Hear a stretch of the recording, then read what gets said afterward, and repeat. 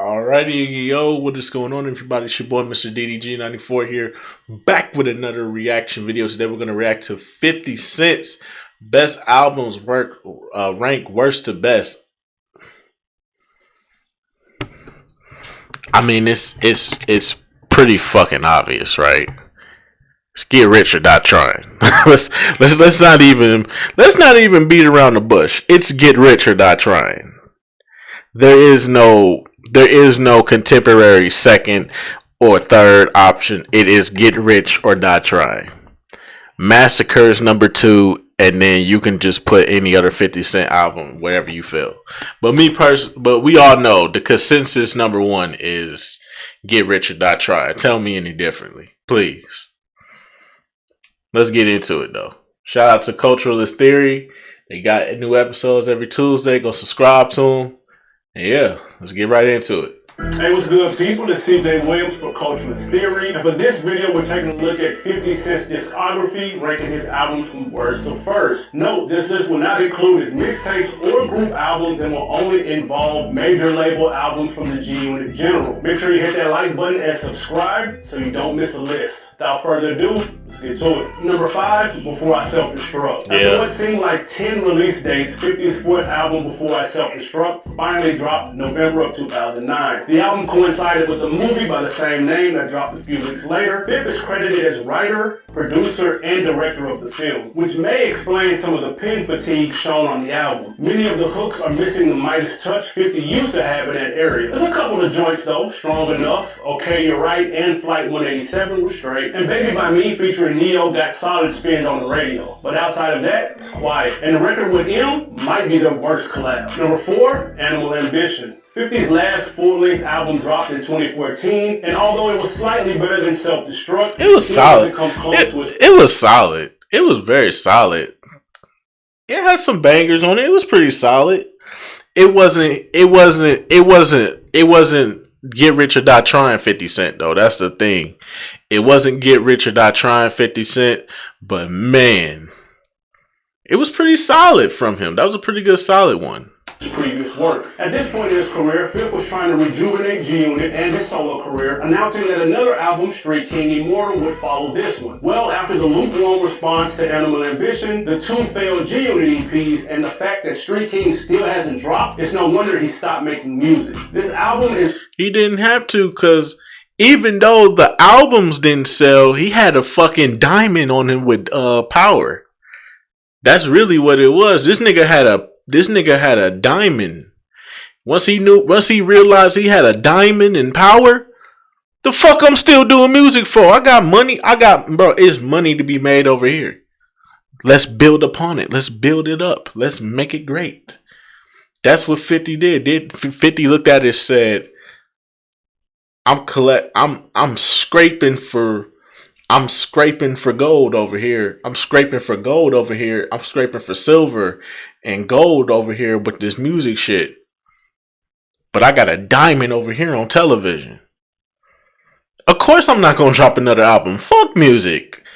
Is okay at best. Pilot, Don't Worry About It, and Twisted stood out, but it's honestly the 2 bonus tracks, The Funeral and Flip on You, that saved this album from being last. Number 3, Curtis. In the mid-2000s, record sales were declining, specifically in hip-hop, and on September 11, 2007, for at least one day, with the help of 50 Cent and Kanye West, they brought life back into the game. 50's third album, Curtis, dropped simultaneously with Kanye's Graduation, with a challenge attached. 50 claimed that if he sold less than Kanye, that he would retire from making music. No one believed that to be true when he said it, and after losing the Billboard battle, selling 691,000 copies to Ye's 957,000, he of course reneged on his statement. Still a genius move to hitch his wagon to the rocket that was Kanye, but that Curtis was average at best. Songs like I'll Still Kill, Fully Loaded Clip, and Curtis 187 provided replay value, but it was I Get Money that really took off. The album sounded completely different from his previous 2, as those had mostly G-Unit collaborators, while Curtis had records featuring Robin Thicke, Justin Timberlake, Timbaland, and Mary J with mixed results. The album does feature arguably his most slept-on single, Straight to the Bank, a Dr. Dre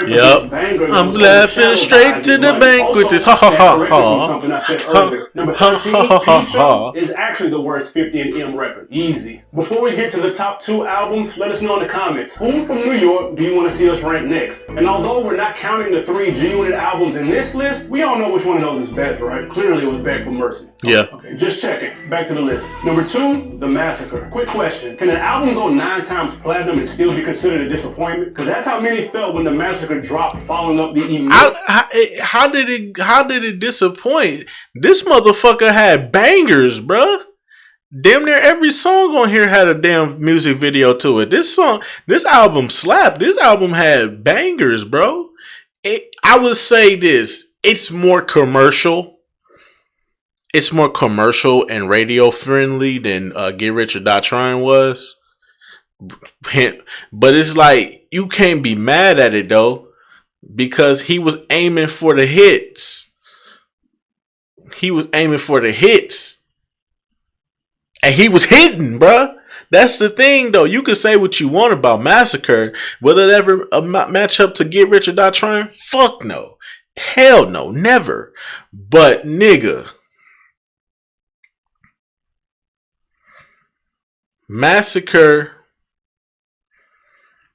was a hit after hit after hit. And say what you want, but you really couldn't skip no songs on this album. Just like Get Rich or Die Trying, you couldn't skip no songs on this album because every song was a hit. Even though it was clear that he was aiming for the radio with every fucking song, but still, the thing is though, he aimed for radio.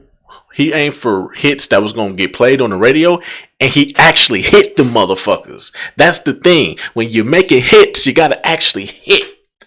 And he actually hit that motherfucker. Matter of fact, he got a couple of home runs out this motherfucker. Say what you want, but Massacre was a commercial success, in my personal opinion. Instantly popular Get Rich or Die Trying. Now, we at Culturalist Theory think The Massacre gets a bad rap. It is actually a low-key fire album that could have benefited from a little bit of trimming. 50 gets in his bag early on joints like In My Hood, I'm Supposed to Die Tonight, and Piggy Bank. But the strongest stretch of the bloated 22-track album is the middle. Get in the Car, Ski Mask Way, Baltimore Love Thing, and Rider Music were all dope. Yeah, Rider Music. Like Candy Shop and Disco Inferno are okay, but they couldn't match the magic of In the Club. Then it's toward the end when the album really loses steam. My Toy Soldier, Build You Up, and So Amazing are skips. Had Fifth kept this around 15 to 17 tracks, Massacre would have been remembered a lot differently today. Still, an underrated project overall. Number 1, Get Rich or Die Trying. More than likely you saw this coming a mile away, but the debut album that put 50 on the map is easily his best album and one of the best rap debuts ever. Fifth wasted no time applying pressure with What Up Gangsta, Patiently Waiting, Many Men, and In the Club in a row out the gate. Go, Sean. It's your birthday. We gon' party like it's your birthday. We gon' sip a Cardi like it's your birthday. And you know we don't give a fuck if it's your birthday. Maybe 1 or 2. Like My Style with Tony Yayo doesn't measure up to the rest. And some records. Many men wish death upon me.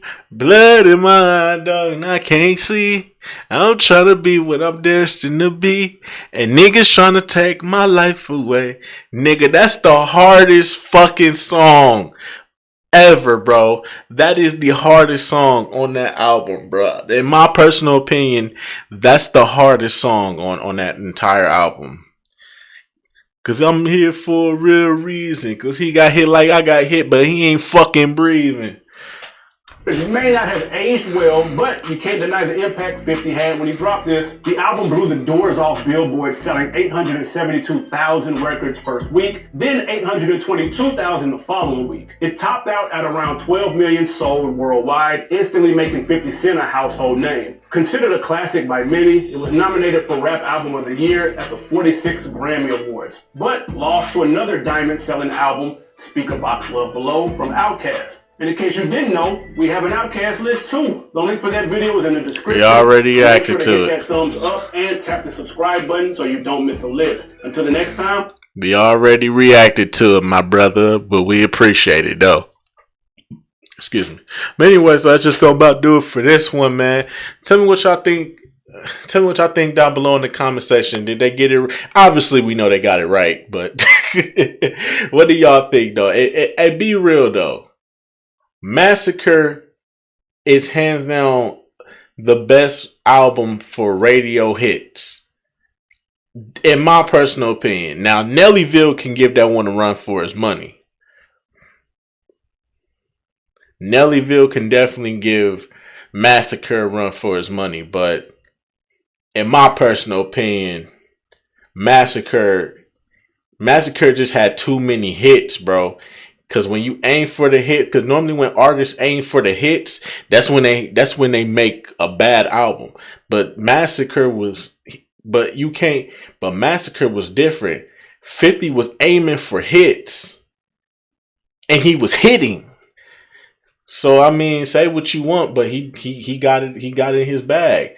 And I mean, that's something that I hope one day that Drake will understand. Stop trying to go for the fucking hits and just make good quality music. And let the fans decide. Stop trying to get your shit on the radio and shit. But anyways, I was just going to about do it for this one. I will see you on the next video. Tell me what y'all think down in the comment section below. I'll get back to you. Till then, peace out.